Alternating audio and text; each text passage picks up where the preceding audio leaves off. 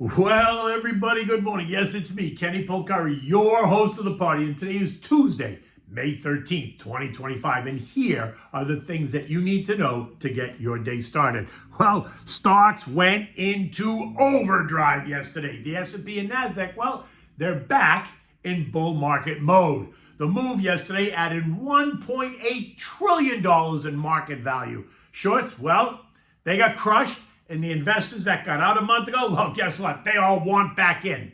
The U.S. China are playing nice, and Scotty promises more discussions in just 2 weeks. Gold declines, bonds decline, yields rise a little bit, and oil rallies. And what do we have at this dinner tonight? We're going to have the Pesto di Limone, which is a delicious, simple lemon pesto. It is so good, and it's a great summertime dish. So look, Scotty B and Jamieson G brought it home, announcing a major de-escalation and breakthrough in trade negotiations with their Chinese counterparts in Geneva.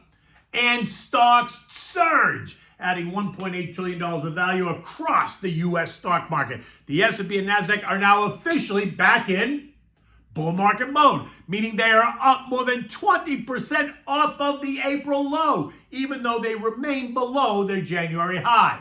They both blasted up and through two trend line resistance, right? For the S&P, it was 57.50 and 57.74.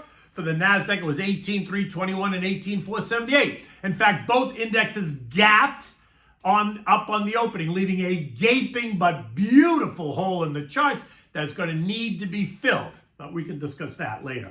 Now, the Dow, the Russell, the Trenchwoods, and the Mag 7 also gapped open while they did not break out.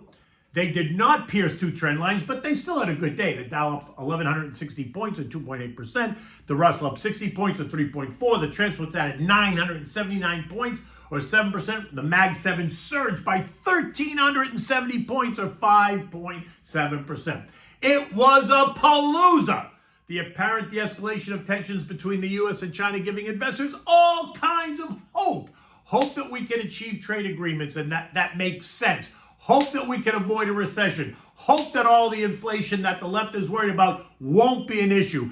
And hope that JJ can now reconsider his stance and give us those rate cuts that so many members of the community continue to demand.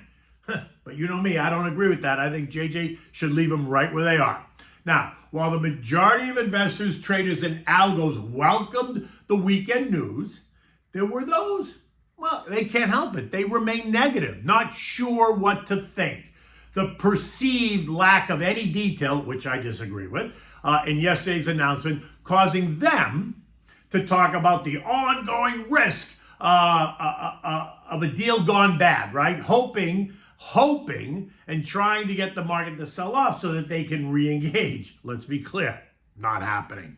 I have to believe that some of those traders must have been short coming into yesterday, and they got absolutely crushed, clobbered, right? Or they're the ones that hit the sell button 4 weeks ago to get out and run into the safety trade, think U.S. Treasuries of gold, and they never got back in, but they want to get back in.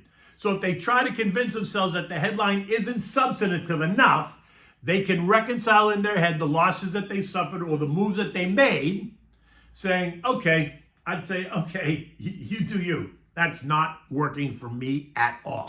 Now, if you were one of the investors that did not panic on Liberation Day and watched your portfolio decline anywhere between, say, 5 and 20%, depending on where you are in the risk scale, you're very happy today. Why? Some of you have actually turned positive. You're higher than you were on Liberation Day, while investors further out the risk scale, they're probably just returning to flat. But there's more upside to come, especially if we start to get more, 3, 5, 10, 20 more countries coming to the table and signing new trade deals. Some of the biggest names that got taken out to the woodshed and beaten up over the last 4 weeks, they've now taken it all back and actually moved even higher than they were. Apple, Amazon, Microsoft, Nvidia, Palantir, IBM, JP Morgan, Dominion, CEG, Constellation Energy, right? Are you seeing a pattern here? These are some of the biggest names in the sectors they represent, and you can find plenty more of them. And what that tells you is that you buy quality when you're building your portfolio, not quantity of lower quality. Because honestly, when the shit hits the fan, you want to be able to sleep. Now, Of the 11 S&P major sectors, only utilities lost ground, and that makes sense. Why? Because utilities are typically boring. Names you buy when rates are going down because they're good divvy payers, or maybe because you want to add some stability to your portfolio when you're worried about the future. And so they lost about 0.6%. But look, they're still up 5.5% year to date, still outperforming the broader market. Of the gainers, it was consumer discretionary that stole the show. It was up 5%. Now remember, that was the worst performing sector so far. So you can imagine that there were lots of bargains out there for both the trader and investor types, especially if they think the economy is going to turn. Now up next, you got tech up 4.6, industrials up 3%, energy up 2.6, healthcare up 2.5, basic materials up 2.3, communications up 2.1%, financials up 2%, consumer staples up 0.2, while real estate gained 0.1%. Home builders up 4.6, retail's up 6%, airlines up 3.25, semis up 7.2%, disruptive tech up 6%, aerospace and defense up 1.5%, exploration and production up 3.7%. Metals and miners up at 1.25%, the growth trade up 4%, the value trade up 2.7%, the triple levered long, the SPXL gained 9.8%, so you can imagine what the triple levered short did. Of course, the contra trades all lost ground. The VIXI, which is the fear index, plummeted, falling 16%. The VIXI ETF fell 13% and to end the day at 1839 on the VIX and is now below all three trend lines, taking us back into that complacent zone, suggesting that there's further upside. Bonds fell, the TLT down 0.9, the TLH down 0.8, and that sent yields up a tiny bit. The 2-year ended the day at 4.01, the 10 years yielding 4.46. 30-year mortgage rates, well, they're still at 6.8% with the annual percentage rate of 6.9 once you add in all the fees, right? And housing inventory, it is steadily increasing. It is significantly higher than the record lows seen during the pandemic. However, it does remain below historical averages. Currently, Realtor.com tells us that there are 959,000 existing homes for sale in the U.S. 19,000 of those are right here in Palm Beach County. And this represents a 30.6% increase year over year from April 24. And it's the highest April inventory since 2020.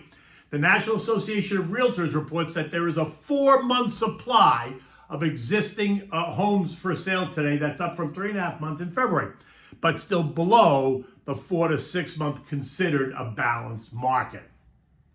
In addition, there are 500,000 plus new homes, or an 8% increase year over year, representing an 8.3 month supply, considerably higher versus existing. And if all these existing home sellers went to move their houses, they're going to have to cut their price in order to sell. And that's what we're beginning to see. 42 of the 300 largest metro areas are seeing year-over-year price declines, and you can credit that to high mortgage rates, rising inventory, affordability challenges due to high real estate taxes, just one of those challenges. New home builders, on the other hand, they just add extras at quote-unquote no cost to attract buyers. Think they upgrade, you're getting more for less. So think they upgrade tiles or countertops or flooring or landscaping. Now look, it's just like the stock market. Prices have gotten overheated and they needed to correct. So how do they do that? Buyers pulled back, causing sellers to get anxious. It wasn't like the buyers walked away, they just pulled back, causing the sellers to get anxious. And then the sellers, what do? They start hitting bids. The same thing has to happen to housing so that it can also reprice. Now, clearly, there's always the outliers, the blue chip homes that appear to be immune from market forces. The same way the blue chip stocks are mostly immune from market forces. It's all about location, location, location. Okay, gold plunged, falling $102 an ounce to end the day at $32.30. This morning, gold is trading up 28 bucks at $32.58. A bit of a bounce after drubbing it took yesterday, but I do not think it takes it all back unless the trade deals collapse. Gold now appears to be in the 3160, which is trendline support, 3400 trading range. Yes, it's big. And if we continue to get good news on trade, then the path of least resistance is down, not up. Oil's up 40 cents at 62.40, about to kiss the trendline resistance at $64, where I think it hits a wall. Yes, the rally's a direct result of all the good news, but let's not forget, there is plenty of supply and the Saudis just ramped up production. Eco data today is all about the CPI, and by now you know it is not expected to surprise in either direction. Month over month expected to be a bit higher, while year over year is expected to be flat. Now, for me, the surprise is going to be if it's better than expected, meaning it's weaker. And if that's the case, it essentially kills the inflation narrative for things that we need every day. Now, are baby strollers more expensive? Yeah, sure. But are you buying multiple baby strollers every month or every day or every week the same way you are with meat, fish, steak, food, rice, pasta, whatever? So come on, stop the histrionics. European markets are all slightly higher today after closing higher yesterday on the back of the trade deal news. Eco data today includes UK retail sales, UK unemployment, and Germany ZEW survey. Now, the ZEW is a monthly economic survey, an indicator that measures the sentiment and expectations of financial experts regarding Germany's economic outlook over the next 6 months. It's an opinion piece. It is soft data, not hard data. The S&P closed at 58.44. Now, while I love the move, let's remember, yesterday's trading created a 148-point gap in the chart, a gap that most likely needs to be filled. U.S. futures are a bit lower this morning, and that should not surprise you either. Dow futures down 200, S&P's down 16, Nasdaq down 65, the Russell's down 2. Now, I understand that there's going to be plenty of analysts and politicians that are going to try to question the trade talks, attempting to paint it as a negative, saying that there isn't a deal, there's only an outline, suggesting that nothing has really changed.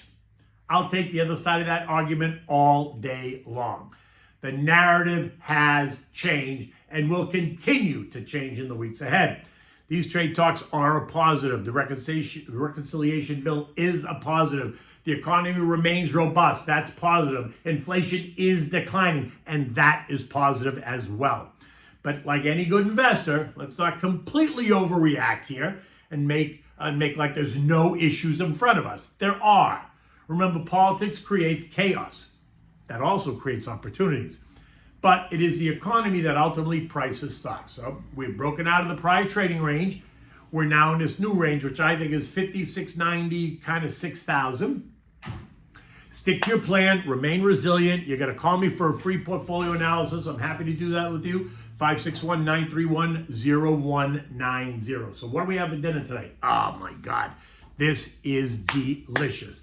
It's pesto di limone. So it's a lemon pesto. You're going to make it. The whole thing's going to take you 15 minutes, as long as it takes you to boil the pasta, right? It's a great summertime dish. It's simple and quick. Oh, it is so good. Now, for this, you need fresh lemon juice from one lemon. You need some grated zest off that lemon. Not the whole thing, just a little bit.